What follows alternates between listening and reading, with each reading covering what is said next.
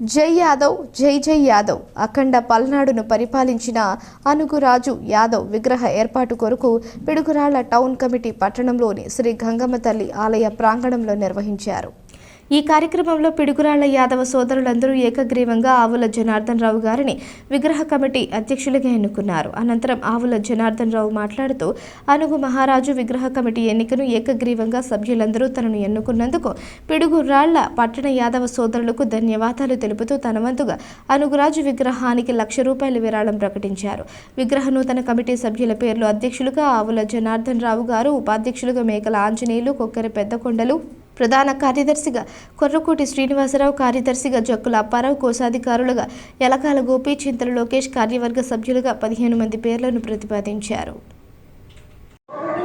ఈ యాదవ అనుగురాజు విగ్రహ కమిటీకి నన్ను అధ్యక్షులుగా ఎన్నుకున్నందుకు మీ అందరికీ ధన్యవాదాలు.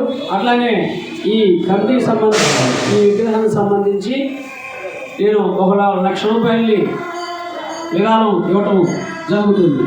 అందరికీ ధన్యవాదాలు, అందరికీ థ్యాంక్స్ అండి.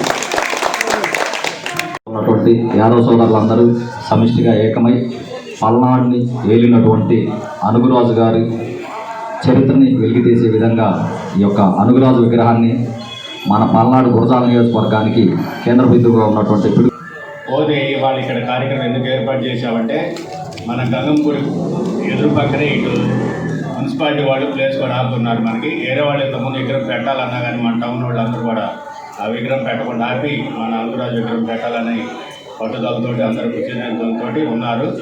అందుకని మేము నియోజకవర్గ స్థాయి కమిటీ 8వ తారీఖు చేర్చాము.